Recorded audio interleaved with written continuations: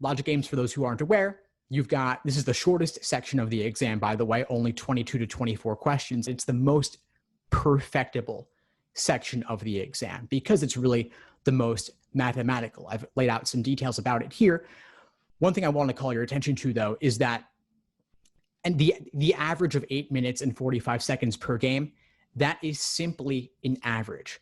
I find far too many students have difficulty actually keeping themselves to that strict time constraint, when in reality, you don't need to.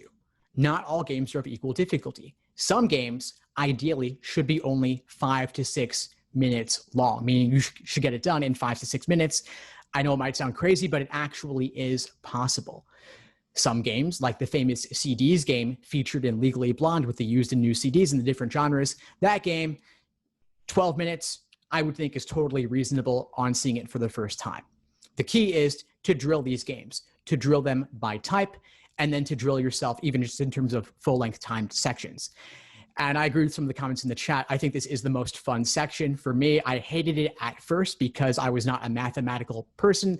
That's just not how my brain works. I was much more of a verbal person, so the logical reasoning and reading comp were better for me. But over time, I actually came to love the games because I saw the patterns in terms of how different games relate to each other. And so in a moment, we'll talk about ordering versus grouping. You'll see some of those common patterns there. So next slide, Joel. Thanks. So game types. I think game types are overemphasized, which is why I'm keeping it fairly simple as I can here. Sequencing, grouping, combinations. Some people will say ordering, others will say sequencing, same idea. You're putting things in chronological order or you're ranking them. But idea is you're putting them in some kind of order, so there's a before-after aspect to it. If it's solely relational, I would say it's more relative. But if it's relating variables to specific slots on a diagram, so for example, if you have 7 variables, you're placing in order 1 through 7, and they say that like A is on slot 3, B is on slot 5, that would be more strict versus A is before B. That's a bit more loose, a bit more relative. Then grouping, I've laid out, you've got where you're choosing some, not others, AKA in, out, or selection, or if you're dividing them, or if you're just broadly associating variables of one type with variables of another type, but you're not putting anything in order. You could stop there and get a good sense of what games are about. Then you've got combination games where they're really mixing it up. You might be choosing some variables, not others. Then the ones that you choose, you're putting them in a list or in a row, in a rank or an order of some kind.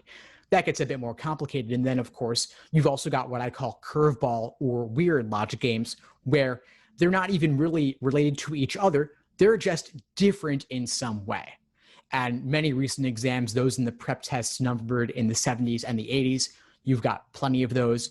I've got a list of them on my website. If you just search weird curveball LSAT logic games on my blog, you'll find it.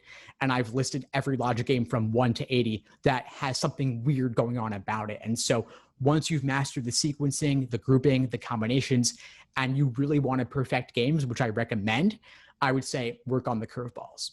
And games in general, again, most perfectible. The typical 170 score is getting perfect on games, maybe -1, and then -3 or so on each of the other sections. Can you get a 170 plus getting several wrong on games? Maybe, but it's really tough to perfect reasoning and reading comp because they have those ambiguities of language that games doesn't have. And so it's mathematical. It can be formulaic in certain contexts.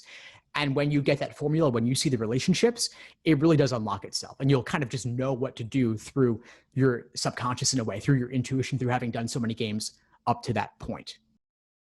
Thanks for tuning into the show. Please subscribe if you haven't done so already to be notified of new episodes as I release them.